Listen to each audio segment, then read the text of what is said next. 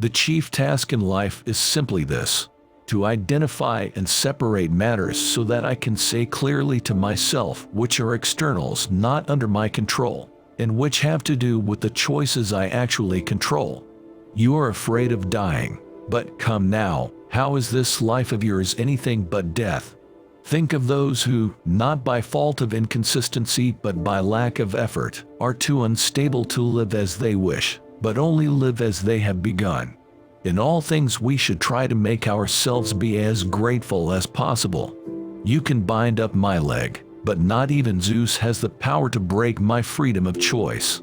Hikato says, I can teach you a potion made without any drugs, herbs, or special spell if you would be loved. Love.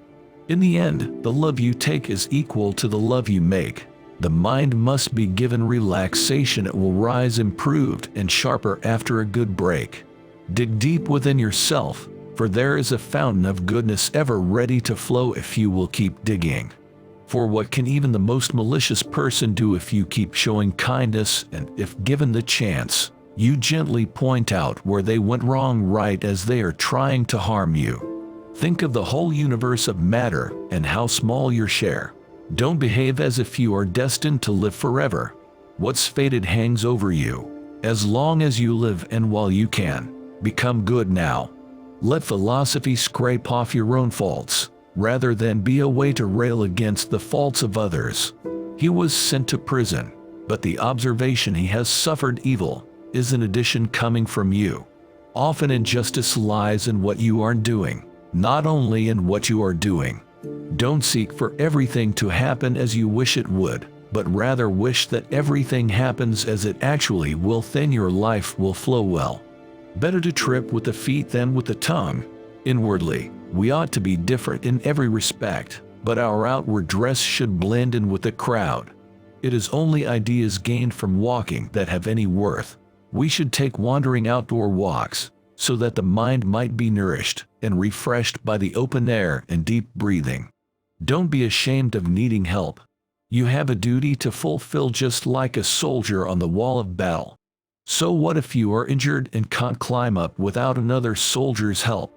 Watch the stars in their courses and imagine yourself running alongside them. As each day arises, welcome it as the very best day of all, and make it your own possession. We must seize what flees. Believing in yourself and trusting that you are on the right path, and not being in doubt by following the myriad footpaths of those wandering in every direction. Let each thing you would do, say, or intend be like that of a dying person. Take the time today and review your day. Without a ruler to do it against, you can't make crooked straight. This is the mark of perfection of character, to spend each day as if it were your last, without frenzy, laziness, or any pretending. Don't set your heart on so many things. The art of living is more like wrestling than dancing, because an artful life requires being prepared to meet and withstand sudden and unexpected attacks. It is impossible for a person to begin to learn what he thinks he already knows. Receive without pride. Let go without attachment. Apply yourself to thinking through difficulties. Hard times can be softened, tight squeezes widened, and heavy loads made lighter for those who can apply the right pressure. If anyone would take 2 words to heart and take pains to govern and watch over themselves by them, they will live an impeccable and immensely tranquil life. The 2 words are, persist and resist. I say, let no one rob me of a single day who isn't going to make a full return on the loss. Both Alexander the Great and his mule keeper were both brought to the same place by death. Rejoice in all their successes and be moved by their every failure. Don't be pretentious, just stick to your principles, and rest assured that, if you remain true to them, the same people who made fun of you will come to admire you. I seem, then, in just this little thing to be wiser than this man at any rate, that what I do not know I do not think I know either. Someone will disdain me. That is his concern. My concern is that I not be found doing or saying anything worthy of disdain.